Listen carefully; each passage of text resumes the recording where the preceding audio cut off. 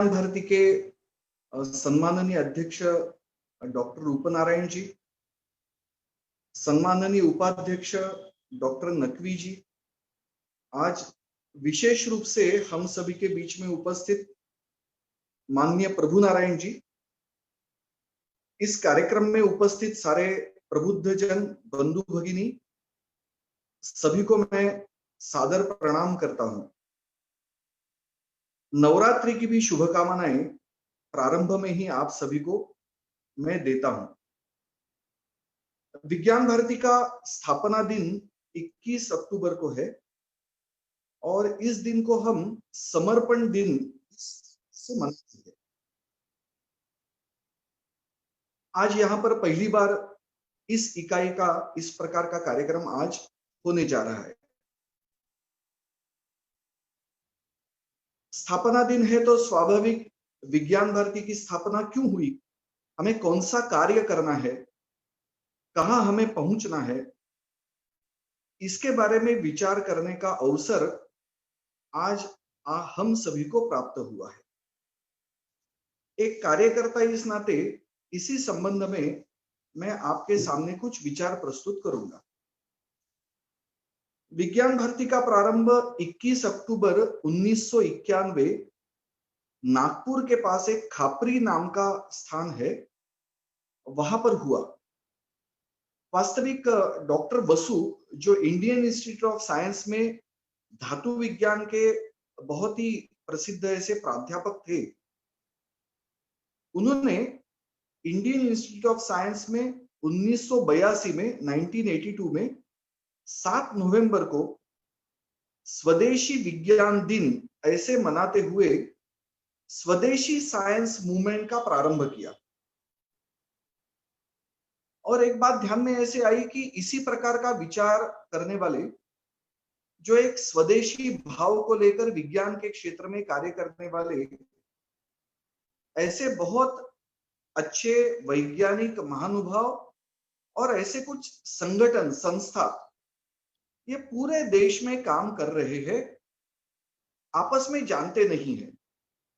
तो तय ऐसे हुआ कि 20 और 21 अक्टूबर ये 2 दिन ऐसे सारे समविचारी व्यक्ति, वैज्ञानिक संगठन, ऐसे सभी का एक मिलन 2 दिन के लिए खापरी, नागपुर के पास में एक स्थान है, वहां पर आयोजित हुआ। और 2 दिन के अंत में जो चर्चा सारी हुई, उसके बाद 21 अक्टूबर को इस 2 दिन के संगोष्ठी के समापन सत्र में यह निश्चित हुआ कि 2 दिवसीय जो विचार हुआ, उसके बाद एक अखिल भारतीय विज्ञान आंदोलन जो स्वदेशी भाव से प्रेरित है, इसका प्रारंभ हम करें। और उसी दिन उसकी घोषणा हुई, इसलिए विज्ञान भारती इसका प्रारंभ 21 अक्टूबर को 1991 इस वर्ष में हुआ। स्वाभाविक हम जानते हैं कि ये विज्ञान आंदोलन है, तो सामान्यतः विज्ञान आंदोलन पूरे विश्व में, अपने देश में विज्ञान लोगों तक पहुंचाना, इस प्रकार की कल्पना लेकर काम करते हैं। विज्ञान भारती का भी मूल रूप से वो काम है ही, लेकिन विज्ञान आंदोलन के ये जो 2 शब्द है, उसके पूर्व हम स्वदेशी ये शब्द विशेष रूप से लगाते हैं और हम ये कहते हैं कि विज्ञान भारती अपने देश का, भारत का स्वदेशी विज्ञान आंदोलन है। यानी विज्ञान आंदोलन जो स्वदेशी भाव से प्रेरित होकर चल रहा है। तो इस बात को हमें बहुत अच्छी तरह से समझने की आवश्यकता है। हम सब जानते हैं कि अपने देश में 1947 15 अगस्त ये स्वतंत्रता दिन इस नाते हम मनाते हैं। अंग्रेजी में अगर इसका विचार करते हैं कि अंग्रेजी में इसके लिए शब्द क्या है, तो कहते हैं इंडिपेंडेंस डे। लेकिन इंडिपेंडेंस और स्वतंत्र, इसमें बहुत बड़ा मौलिक अंतर है। इंडिपेंडेंस मूवमेंट या फ्रीडम स्ट्रगल ऐसे अंग्रेजी में कहा जाता है, लेकिन हम जब भारतीय भाषाओं में इसको कहते हैं तब कहते हैं मुक्ति आंदोलन, ऐसा नहीं कहते, या मुक्ति संग्राम ऐसा नहीं कहते, हम कहते हैं स्वतंत्रता का संग्राम है। भारतीय भाषाओं में जब इसका उल्लेख होता है तब हम विशेष रूप से ये फर्क देखते हैं कि ये स्वतंत्रता आंदोलन था, ना कि मुक्ति आंदोलन था। तो ये फर्क क्या है कि हम केवल अंग्रेजों से मुक्त होना चाहते थे, राजनीतिक दृष्टि से ऐसा नहीं था, हम स्वतंत्र होना चाहते थे। यानी क्या? तो अंग्रेज और उनके पूर्व भी जो जो आक्रमणकारी रहे, जिन्होंने अपने देश पर आक्रमण किया, उन्होंने अपना स्वत्व जो था, स्वत्व यानी एक भारतीय इस नाते हम सब की जो पहचान है, हम सभी का जो एक भारत इस नाते परिचय है, उसको समाप्त करने का प्रयास किया। उसके कई उदाहरण हम सभी जानते हैं और हम ये चाहते थे कि ये स्वत्व को मिटाने की वो नहीं है, वहां में प्रश्न में नहीं है। इससे तो अगर देखो क्या कमी थी, और हमें अपने स्वत्व को सुरक्षित रखना है, अपने स्वत्व को सुरक्षित रखने के लिए लड़ाई लड़नी है, और वो लड़ाई यानी अपना स्वतंत्रता का संग्राम या आंदोलन था। हमने इस बात को ठीक तरह से समझने की बड़ी आवश्यकता है। ये केवल अंग्रेजों को राजनीतिक दृष्टि से यहां से हटाना, उनसे मुक्ति पाना, इतना मात्र ये काम नहीं था। तो स्वतंत्र होना यानी विदेशी आक्रमकों के कारण उनके द्वारा जो भारत की पहचान को मिटाने का प्रयास चल रहा था, उसको समाप्त करते हुए भारत इस नाते अपनी जो पहचान है उसको सशक्त, सुदृढ़ और फिर एक बार गौरवशाली रूप में विश्व के सामने रखना, ये संकल्पना और आकांक्षा अपने देश के पूर्वजों के मन में थी। उसके लिए लोगों ने अपने प्राणों का भी बलिदान दिया और हम स्वतंत्र हो गए, ना कि मुक्त हो गए। और स्वाभाविक ये अपेक्षा थी कि स्वतंत्र होने के बाद अपने जीवन के अंदर जितनी विधाएं होती है, ऐसी हर विधा में ये स्वत्व का भाव जागृत होगा, यही कल्पना थी। लेकिन हम सब जानते हैं कि आज भी अपने देश के जीवन के कितने ऐसे अंग है जहां पर आज भी भारत की जो पहचान है उसको ठीक प्रकार से स्थापित हम नहीं कर पाए हैं। जैसे शिक्षा की अगर बात हम लेंगे तो हम कहते हैं कि भारत पूरे दुनिया में ज्ञान का केंद्र था। इसलिए 2020 की जब बात आती है तब डॉक्टर अब्दुल कलाम जी का स्मरण होता है। उन्होंने हमें एक लक्ष्य दिया, विजन 2020, और उसको हम सभी को एक सहज रूप से बताने के लिए उन्होंने कई प्रकार के उदाहरण हमारे सामने रखे।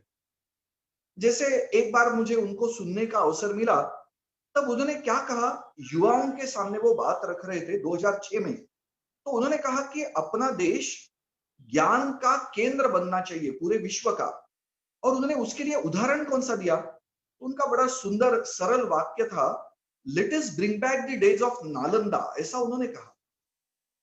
यानी जब दुनिया में विश्वविद्यालय क्या है, विश्वविद्यालय कैसे होते हैं, इसकी जानकारी ही नहीं थी, तब अपने देश में विश्वविद्यालय चलते थे और उनकी लोकप्रियता, जनप्रियता, विश्व में उसकी प्रसिद्धि ऐसी थी कि दुनिया के हर कोने से छात्र ज्ञान प्राप्ति के लिए भारत की ओर आते थे, भारत की ओर उनके कदम चल पड़ते थे। और केवल नालंदा नहीं, तक्षशिला, तक्षशिला तो आज के पाकिस्तान में चला गया, लेकिन ऐसे कितने सारे विश्वविद्यालय भारत के सुदूर हिस्सों में थे। और इस प्रकार का भारत था, ज्ञान जहां पर निर्माण होता था, और ज्ञान निर्माण होकर केवल भारत अपने पास नहीं रखता था, तो पूरे विश्व को इसको देता था। जैसे आइंस्टाइन ने कई बार ये कहा है, उनका एक प्रसिद्ध उदाहरण है, आइंस्टाइन ने क्या कहा, we owe a lot to India because Indians have taught us how to count, without which this great development of science would not have been possible. कितनी सरल बात कही उन्होंने। लेकिन हमें बड़ा आश्चर्य होता है, आइंस्टाइन इस बात को जानते थे कि यूरोप के अंदर गिनती करने की उनकी क्षमता ही नहीं थी। 1000 तक गिनती करना उनके लिए बड़ा मुश्किल होता था। आप रोमन अंक देखेंगे तो उससे ये पता चलता है। और गिनती नहीं होती थी, इसलिए उनका विज्ञान कभी आगे नहीं बढ़ा, विकसित नहीं हो पाया। तो आइंस्टाइन इस बात को भली भांति जानते थे कि भारत के प्रति सदैव हमें कृतज्ञ रहना है, और इस बात को मुखरता से वो कहते भी थे। तो हम सब जानते हैं कि इस प्रकार का भारत था, लेकिन आज अपने देश की शिक्षा में इस प्रकार भारत में जो निर्मित ज्ञान है, नॉलेज ऑफ इंडियन ओरिजिन, ये कितना पढ़ाया जाता है? लगभग नहीं के बराबर।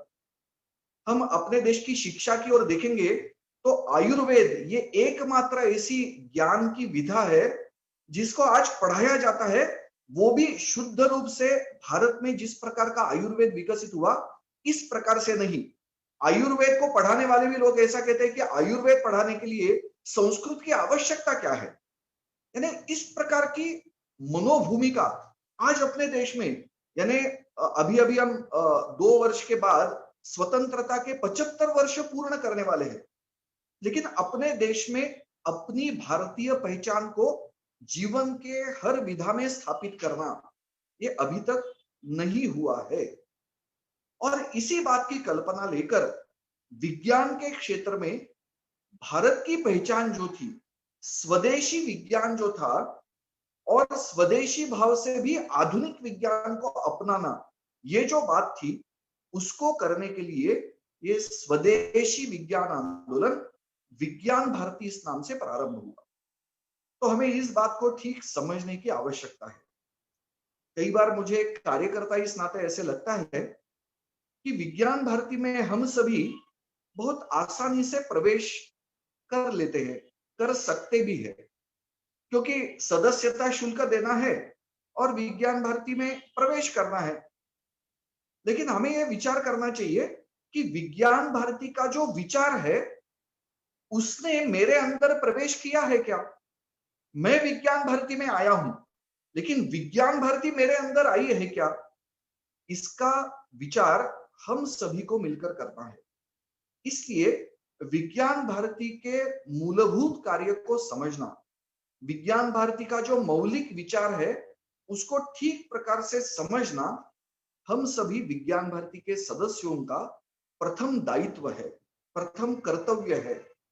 और आज का स्थापना दिन हमें इस बात का संकेत देता है और हमें ये सूचना देता है कि हम इस प्रकार से विज्ञान भारती का कार्य समझने के लिए संकल्पबद्ध हो। और ये बात हम सभी जानते हैं कि ये एक दिन में एक भाषण सुनकर ये बात नहीं हो सकती। इसके लिए लगातार इस काम के साथ स्वयं को जोड़कर रखना चाहिए। और अपने देश में उसको कहते हैं समर्पण। आज का ये दिन विज्ञान भारती का स्थापना दिन हम समर्पण दिन इस नाते से मनाते हैं। समर्पण का अर्थ क्या होता है कि जिस कार्य को मैं करना चाहता हूं उसके साथ स्वयं को एकरूप करना, उस कार्य के साथ जुड़ जाना। यानी स्वयं की अपनी अलग पहचान नहीं है। मैं विज्ञान भारती का कार्य करता हूं तो लोग मेरी ओर जब देखते हैं तो लोग समझते हैं कि अरे ये विज्ञान भारती है, ये व्यक्ति जो बोलता है, जो विचार रखता है, ये विज्ञान भारती है। इस प्रकार की स्वयं की स्थिति लाना, ये बात समर्पण के द्वारा ही साध्य हो सकती है। तो इसका अर्थ क्या है कि we need to integrate ourselves with the ideology of Vigyan Bharati, with the thought process of Vigyan Bharati. That is what is to be done. That should be our resolve on this foundation day of Vigyan Bharati. तो इसको हमें समझना है कि ये समर्पण दिन इस दृष्टि से है। हमें अपने देश में कहते हैं ना अद्वैत, अद्वैत यानी non duality. So non duality with Vigyan Bharati, that is what is expected out of all members of Vigyan Bharati. तो इसको हम ध्यान में रखेंगे, उसको हम समर्पण कहते हैं। अपने कार्य के साथ स्वयं को जोड़ लेना, उस कार्य को आत्म